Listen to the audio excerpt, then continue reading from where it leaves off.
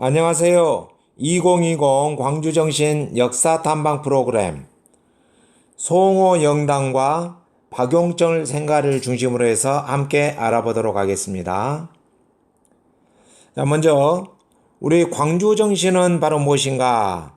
한마디로 정의로움이다. 역사 속에서 축적된 광주인의 정체성, 문화적 특성 혹은 기질은 무엇일까요? 광주인의 정체성과 기질을 광주다움, 즉 광주정신이라고 한다면 그것은 바로 정의로움이라고 생각합니다. 바로 서구 출신의 박상은 중종의 두 번째 부인 윤씨가 죽자 새 중전을 뽑지 말고 부당하게 쫓겨난 신씨를 복위시켜야 한다는 신비복위서를 올려 정의로움을 몸소 실천합니다. 임진왜란 당시 한산도 대첩은 전라도 수군이, 행주 대첩은 전라도 광군이, 제2차 진두전은 전라도 우병이 중심이 되었듯이 이와 같이 광주는 항상 정의와 의로움, 나라의 어려움이 있을 때 항상 앞섰던 것이 바로 광주다 이 말이죠. 바로 거기에 가장 영향력을 발휘했고 우리 광주 정신의 시초가 된 사람이 바로 누구냐? 눌제 박상이라고 할 수 있다 이 말이죠. 오늘 우리가 광주 정신은 물론 탐방지가 바로 우리 눌제 박상 송호 영당과 박용철 생가, 송호 영당에는 눌제 박상과 조카 박순의 영정과 입회가 있는 것이죠. 그리고 후손인 박용철 생가를 중심으로 하겠는데요. 자, 눌제로의 주인공 박상은 조선 중기의 문신으로 정의와 의로움의 대명사다.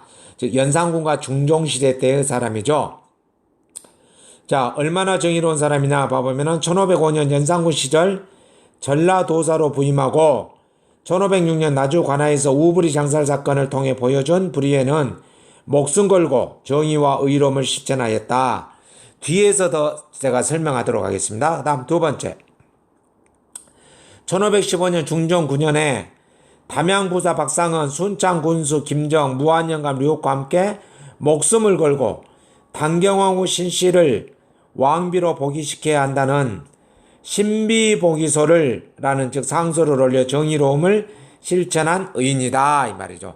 간단히 보고 뒤에서 또 설명하겠습니다. 자, 단경왕후 신씨는 연산군의 왕비 남동생 신수군의 딸로 중종 반정 때 아버지가 반정 공신들의 편에 들지 않아서 죽임을 당했습니다. 즉 반정으로 중종이 왕이 되자 반정 공신들은 신수군의 딸 단경왕후가 왕비가 되는 것을 반대하여 폐출시켰다 이 말입니다. 자, 단경왕후 신씨는 1487년에 출생하지만 1500년에 즉 14살 때 누구한테 시집을 보내냐 그럼 자 여기 봅시다. 신수군, 여기 신수군이 있죠. 신수군. 자, 신수군의 누나가 바로 누구라고 했어요? 연산군의 왕비였다 이 말이에요. 부인 왕비였어요. 그러자 신수군에는 딸을 누구에게 시집 보내냐? 연산군의 이복 동생인 누구? 진성대군. 진성대군은 훗날에 바로 뭐가 돼요? 중종이 되죠. 중종 반정으로 이겁니다. 자, 그러니까 자 연산군의 포갑 정치가 심해지자 그 당시 신하들은 박원종을 중심으로 한 신하들은 자 신수군에게 찾아가서 연산군을 왕을 바꿔야 된다. 그래서 반정에 협력할 것을 합니다. 그러나 신수군이가 노 그러죠. 그러나 반정 공신들은 반정을 이렇게 성공하죠. 그래서 노했던 신수군을 죽입니다. 자, 그래서 연산군이 죽고 나서 반정에 성공해서 연산군을 폐위시키고 바로 뭐예요? 이복동생 진성대군을 왕으로 옮기는데 이가 중종이 되죠. 자, 그런데 신수군은 진성대군에게 딸을 이미 5년 전에 시집 보냈잖아요. 갑자기 이제 중종이 왕이 되면은 어찌 되었어요? 왕비가 되잖아요. 그런데 이미 반정 공신들은 어쨌어요? 단경왕후 신씨의 아버지 신수군이랑을 죽였잖아요. 그렇기 때문에 보복이 두려워서 이아버지 폐위시켰다 이 말이죠. 7일 만에 왕비가 된. 자, 그래서 진성대군 안으로 살다가 중종 반정으로 왕비가 된 지 몇 일 만에? 7일 만에. 6년 동안 잘 살았는데 중종 반정으로 왕이 되자 남편이 바로 폐위됐다 이 말이죠. 그러고 나서 장경왕후 윤씨가 이제 1506년부터 15년까지 이렇게 하죠. 그런데 9년 만에 어렵게 인종을 낳고 산후통으로 6일 만에 죽게 됩니다. 그러자 이 담양부사 박상이 어쨌어요?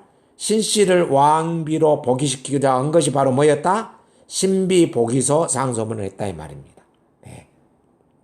그런데 이게 우부리 장살 사건과 신비복위소 이 상소 사건은 전부 다 관직을 내놓을 뿐만 아니라 목을 내놓고 한 의로움의 실천가였다는 거. 뒤에서 다시 설명하겠습니다. 자, 이와 같이 1909년에는 전국 의병 전투에서의 47%, 참여 의병서의 60%가 전라도에서 일어납니다.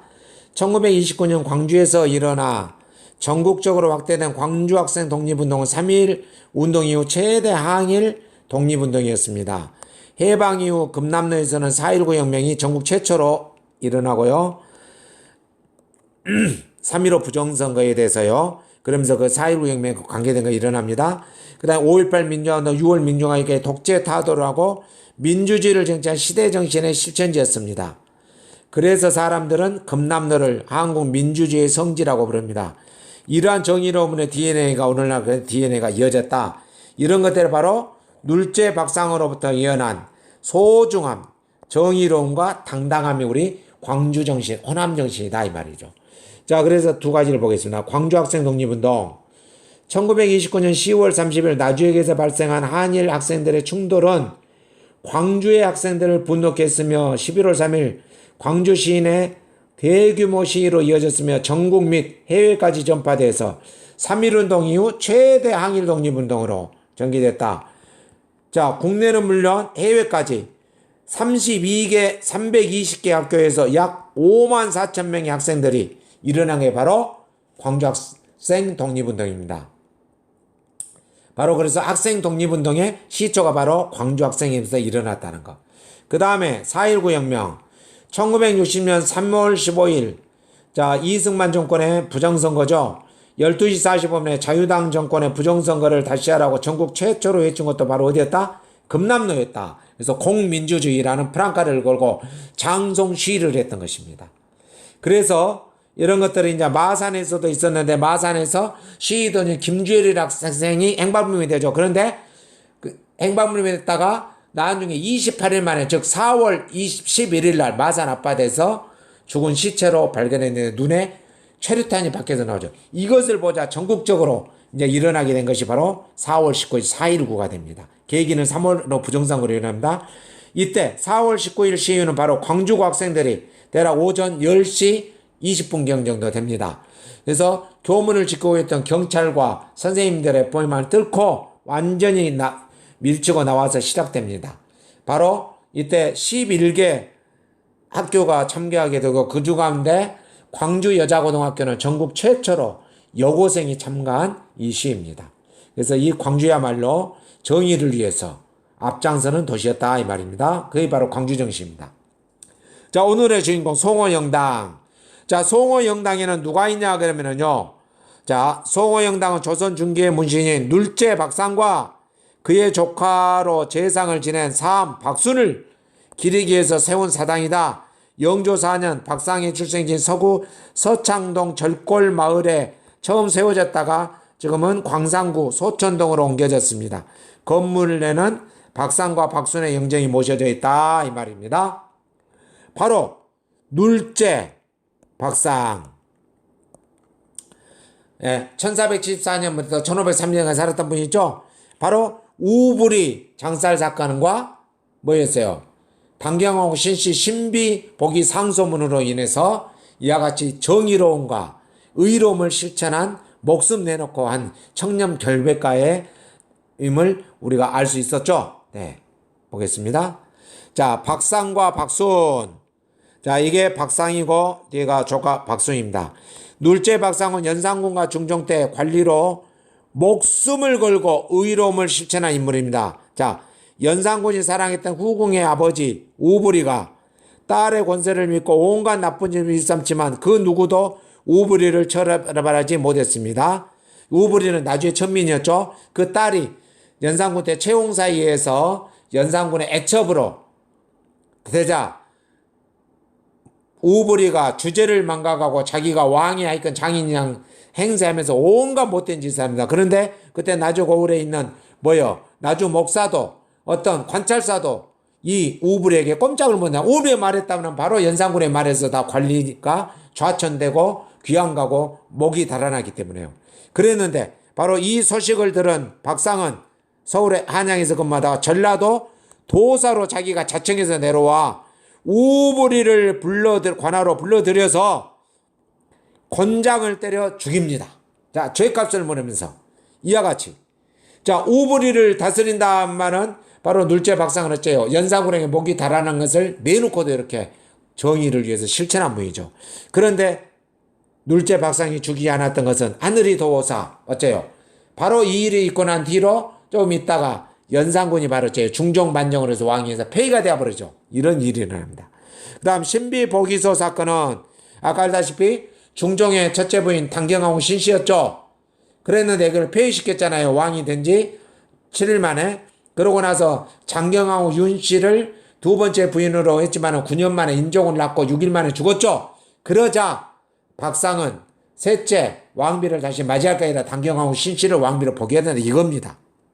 역시 박상의 정의로움을 보인다. 박상은 중종의 왕비였다가 쫓겨난 폐비 신씨를 다시 왕비로 자리로 복귀시키는 상소를 했다. 이 상소로 공신들의 미움을 받은 박상은 나주 남평으로 귀양가게 된다. 그는 옳은 일에는 목숨을 걸고라도 그래서 많은 다른 사림들에 의해서 다시 회복이 되고 복직이 됐죠. 사한 박수는 눌제 박상의 동생 박우의 아들이다. 박수는 31살 때 장훈십시한 후 대사관, 우의정, 좌의정, 영의정 등을 관직을 지냈으며 박순 역시 자신에게 엄하고 불의에 타협하지 않으며 무려 14년 동안이나 재상을 지낸 분입니다. 네. 이 후손이 뒤에 우리나라의 용화 박용철이 되거든요. 자, 제가 사전에 우리 학생들과 함께 연구했던 건 눌제로. 자, 도로명 이야기, 도로명 속에서 눌제로의 주인공 누구예요? 박상이죠. 박상의 호가 눌제이기 때문에 자, 박상, 조선 중개의 문신 자신이다. 본관은 중정시 장체, 호는 눌제. 자, 1506년에 나주에서 우부리 장살상을 통해서 불의에 대한 정의로움과 의로움을 실천하는 청년 결백의 강제가 보여줬죠. 그 다음에 1510년에 담양 부사 때는 중종 반정으로 폐위된 당경하고 신씨의 복위를 상소하다가 중종의 노여움을 써서 관직이 석탈되고 중종이 의금부의 국민학을 명했으나 정광필, 김근사 등 죄를 줘서는 안 된다고 관하여 남평에 유배되었다가 이후에 안당 장순선 등이 박상의죄를 용서하기를 청하여 1516년에 다시 복원됩니다. 그래서 1517년에 순천 부사로 재직가 있으며 또한 청백리 문정가로서 서거정 이후 4대가로 알려졌으며 그의 문화생인 자 우리 면왕정 송순 담양 봉산에 가면 있죠. 면왕정가를 지었던 자 송순을 통하여 면왕정 송순이 박순의 제자가 됩니다. 그래서 면왕정 가단을 이루며 또 송순의 제자들이 바로 누구냐? 함께 했던 고봉기대성, 송강정철, 사암박순 조카였던 사암박순, 그 다음에 재봉 고경명, 그 다음에 고봉기대성, 이러면 그 다음에 장성 피람선에 준 건 누구예요? 하서 김인우 등등입니다. 면왕정 가단을 이룹니다. 그래서 우리 지역이 이어서 가사문학의 산실이 되게 하는 씨앗을 뿌린 분이다. 그를 위하여 기리기 위하여 위한 사당이 바로 송호영당에는 영의정을 지낸 그의 조카 박순과 함께 배양되어 있다 이 말이죠. 제가 학생들을 이렇게 데리고 가본 것입니다. 자, 이런 일 있죠? 네. 이와 같이 눌제 박상은 대단한 분입니다. 그래서 이 광주 정신의 시초가 되었고 또 광주의 가사문학의 시초가 되어지는 이런 귀한 역할을 한 겁니다. 그 다음, 자, 눌제 박상과 그 다음에 조카였던 사암 박순의 후손인 바로 용화 박용철 생가 소천동이 있습니다. 용화 생가는 시인 박용철 대난집으로 광장군 소천동이 있다.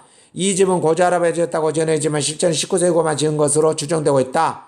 원래 초가 지붕이었는데 1970년대 새마을운동으로 슬레이트 지붕으로 바뀌었다가 1995년 다시 초가면 이 모습으로 보여졌습니다. 더 보겠습니다. 자, 시인 영화 박영철. 박영철은 도쿄 유학 중 강진 출신인 영랑, 김영랑, 즉 김윤식이죠.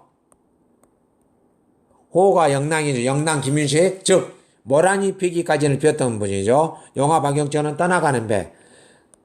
사귀면서 문학에 관심이 되겠다. 그는 1930년 영랑과 정지용 등과 함께 우리나라 순수 문학 시발되는 시문학을 창간합니다. 1931년. 또한 편집인이나 발행인을 활동하며 잡지와 시집 등을 발행하였고 해외 문학 번역가로 활동한다. 영화 박영철은 또 무엇을 전공하냐? 독일어를 전공합니다. 독일 문학. 그래서 독일 문학을 전공하면서 자, 독일의 서정 시인의 대표적인 누구예요? 라이너 마리아 릴케, 실러 이 등의 시들을 번역을 하고 못하면서 그 영향을 받아서 우리나라의 서정 시와 시문학의 발판을 마련하게 됩니다. 영화 박영철은 우리 문학과 예술의 지평을 넓히는 활발한 활동을 하던 중 36세의 결핵으로 젊은 나이에 생을 마치게 됩니다. 유명한 것이 바로 시가 뭐예요? 떠나가는 배. 뒤에서 설명하겠습니다. 12. 떠나가는 배. 광산구 송정공원에 영화 박영철의 대표작 떠나가는 배 시비가 세워져 있다. 이게 있죠. 시. 떠나가는 배 시비는 이곳 외에도 생가와 광주공원에서 세 군데 있습니다. 생가에도 있고 광주공원에 가면은 쌍시비라고 자 심남일 의병장의 순절비 오른쪽 이쪽에 보면은 자 영랑 김윤식의 모란의 비기까지는 시하고 그 다음에 영화 박영철의 떠나가는 배 두 개가 나란히 있어요. 그래서 쌍시비랍니다. 광주공원에도 있어요. 그의 시를 얼마나 아끼고 사랑하는지 잘 보여준다. 이건 송정공원에 있는 겁니다. 자, 또 제가 학생들과 함께 광주문화역사학기 하면서 영화로 저와 함께 했던 내용입니다. 자, 영화 박영철에 관한 내용 쭉 읽어보시면 되겠고, 자, 1930년 영랑 김윤식, 정지용 등과 시문학을 창간하여 그의 대표작 떠나가는 배, 그러죠? 또 밤기차 그대를 보내고 등이 있습니다. 문해지 편집, 영랑 김윤식과 정지용을 맡았습니다. 자, 1931년에 종합문해지 뭐요? 문해월간을 발간하고 33년에 순수 문해지 문학 등을 계속 발간하면서 하고 시와 그 다음에 뭐예요? 희곡 등을 썼다. 그 다음에 1930년에 비평가로도 활동했고요. 자, 1930년 이렇게 같이 즉 영화는 현대문학의 제철자 시인문학의 대표적인 시인으로서 짧은 인생이지만 이렇게 활동했습니다. 자, 이게 뭐 영화 가는 제가 가서 사진 찍어봅니다. 자, 영화 생각, 영화에 대한 설명. 여러분들도 소천대에 방문해 보기 바랍니다. 밑에 보면 여기 시.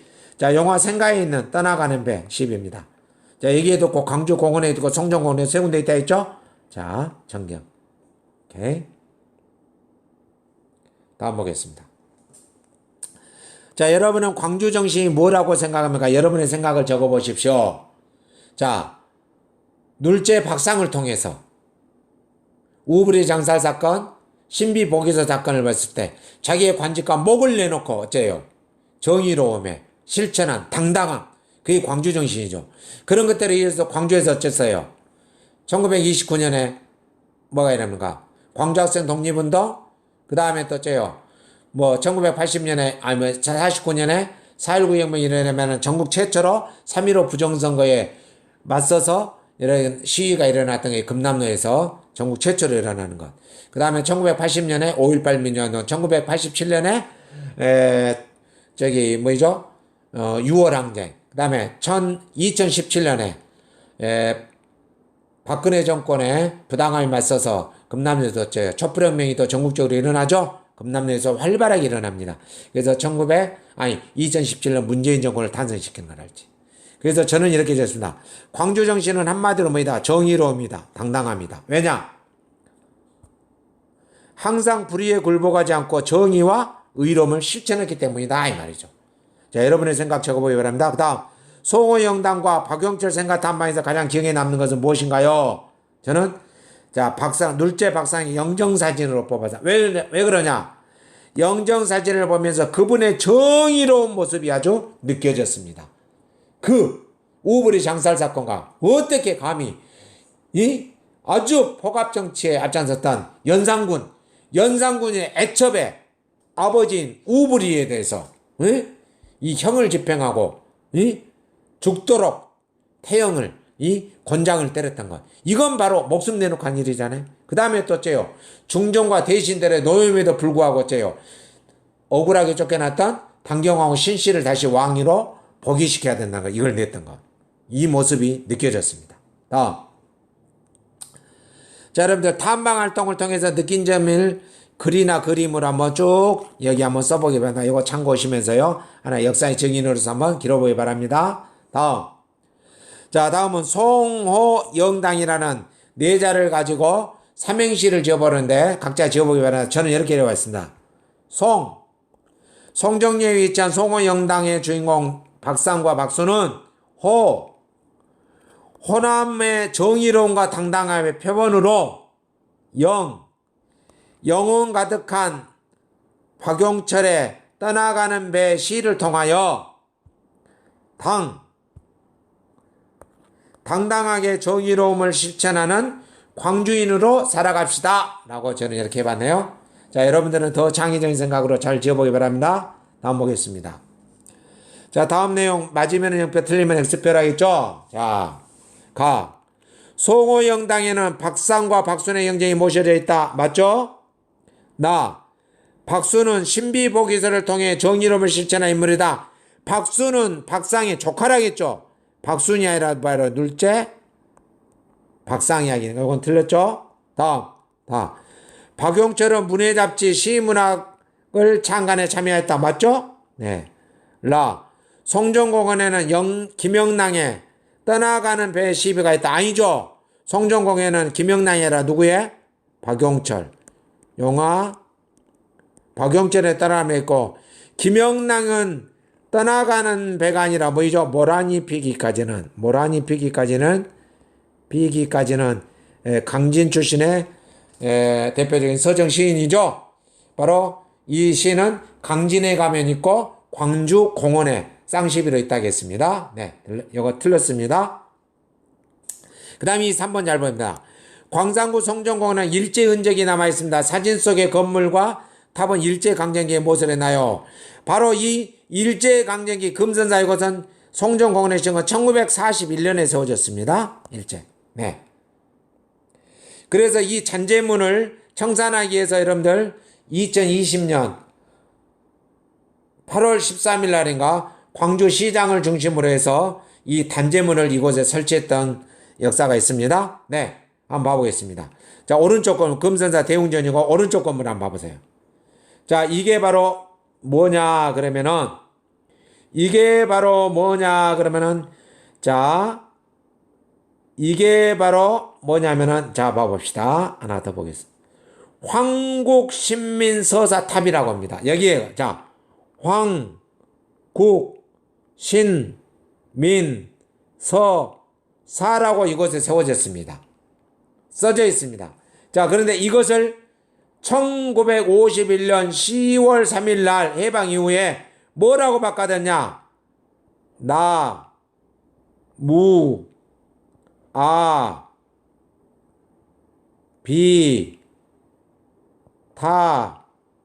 불로 6자 똑같이. 자, 황국신민서사를 없애고 여기에다 뭐라고요? 나무아비타불이라고 이렇게 바꿨습니다. 바로 이 황국신민서사는 1937년에 자, 일본 천황에 대한 충성서약 황국신민화 정책으로 일본 제국이 즉 1937년에 만들어 조선인들에게 애우게 한 맹세시입니다. 바로 이걸 황국신민서사를 보고 그래서 이 시를 애우게 했던 것이었다 이 말이에요. 이것을 바로 이런 것이 바로 1947년 송정신사 때 건립되어 있었는데 이걸 1951년에 바로 째요. 황국신민서사 따를 지워버리고 여기다 뭐라고? 나무아비탑을 탑이라고 이렇게 일제 잔재를 없앴다 이 말입니다. 이해가 됐죠? 자, 이 탑이 1937년에 세웠단 말입니다. 황국신민서사가 1937년에 있었는데 이게 바로 1941년 송정신사가 세워지면서 세워졌던 것을 1951년에 10월 3일 날 황국신민서사 글씨를 나무아비탑으로 바꿨다 이 말입니다. 이해가 됐죠? 다음 보겠습니다. 자, 4. 용화 박용철은 눌제 박상의 후손입니다. 하늘나라에서 만나 서로의 장점에 대해 대화를 나눴다면 어떤가 있을까요? 자, 먼저 눌째 박상이 조카에게, 그 다음에 조카인 용화 박용철이 선조인 누구요? 박상 할아버지에게 했습니다. 저는 이렇게 봤습니다. 자, 눌째 박상이 박용철, 너는 나의 끼를 이어받아서 문학적인 소질이 뛰어나구나. 훌륭한 문학가로 대성할 거야. 자, 눌째 박상도 쳤어요.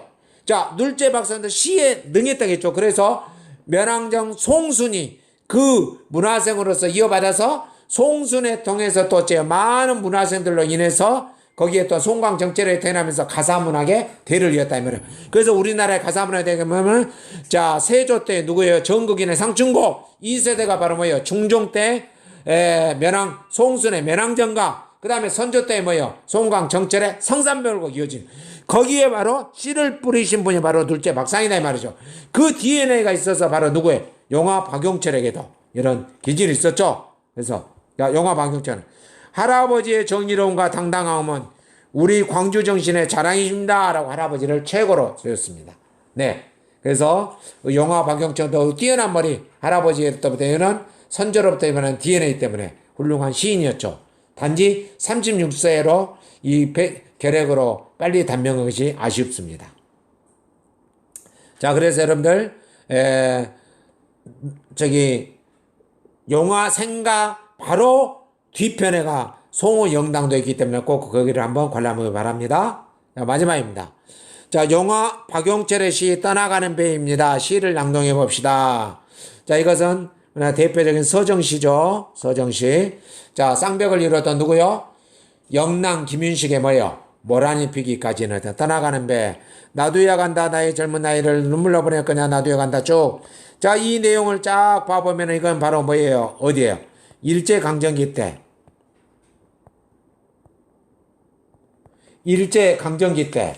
이 모습을 나타낸 거죠. 일제강점기 때. 정말로 자, 용화의 시는 일제강점기 때 정말로 우리 민족이 마음대로 활동할 수도 없고 하는 이런 아픔을 마음의 감정에 표현을 하면서 이렇게 나타냈던 시가 바로 떠나가는 배입니다. 네, 여러분들 꼭 한번 용화 생가도 한번 방문해 보시기 바랍니다. 네, 마칩니다. 자, 역사는 삶이고 삶이 바로 역사입니다. 자, 다시 말하면 역사 이꼬르 뭐다? 삶이다. 자, 그래서 단재 신채호 선생님이 말씀했습니다. 역사를 잃은 민족에게는 미래가 없다. 자, 맞죠? 역사를 잃은 민족에게는 바로 미래가 없다. 삶이 없다. 그런 거 미래가 없다 이 말이죠. 바로 여러분들. 그래서 선인들의 피와 땀으로 이루어진 광주 정신 후손들에게 잘 전합시다. 그래서 저도 여러분들에게 이렇게 목청껏 전하는 것이고 여러분들도 이것을 여러분이 깊이 깨닫고 광주 정신의 거룩함을 이어받고 여러분들 주변에도 알리고 또 여러분들이 나중에 여러분들 자손에게도 대대로 알려서 바로 역사가 삶이고 삶이 바로 역사로서 역사를 잊은 민족이 되지 않는데 선봉장이 되어주기를 바랍니다. 네, 이상으로 마치겠습니다. 수고하셨습니다. 감사합니다.